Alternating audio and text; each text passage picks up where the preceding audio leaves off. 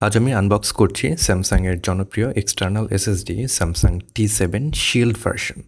দেখতে ছোট কিন্তু পারফরমেন্সে দারুণ পাওয়ারফুল। বক্স ওপেন করলে আপনারা সামনে পাবেন স্যামসাং T7 শিল্ড এসএসডি, আর তার ঠিক নিচেই আছে দুইটা কেবল, USB-C টু USB-C কেবল আর একটা USB-C টু USB-A কেবল।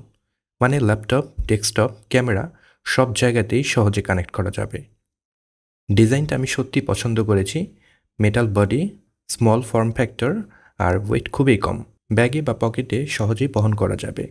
স্পিড টেস্টের রেজাল্ট আপনাদের সামনেই দেখছেন। আমি মোটামুটি 900 থেকে 1000 মেগাবাইট পার সেকেন্ড এটার স্পিড পেয়েছি। সো আপনারা যদি আপনাদের ল্যাপটপ বা পোর্টেবল কোনো এক্সটার্নাল এসএসডি সলিউশন চান, স্যামসাংয়ের T7 শিল্ড যে এসএসডি রয়েছে সেটাকে আপনারা কনসিডার করতে পারেন। নর্মাল যে ভার্সন আছে দাম কিছুটা কম, সো আপনাদের শিল্ড ভার্সন না প্রয়োজন হলে, রাবারাইজ যে আউটার শেল রয়েছে সেটা প্রয়োজন না হলে আপনারা নর্মাল ভার্সনও নিতে পারেন।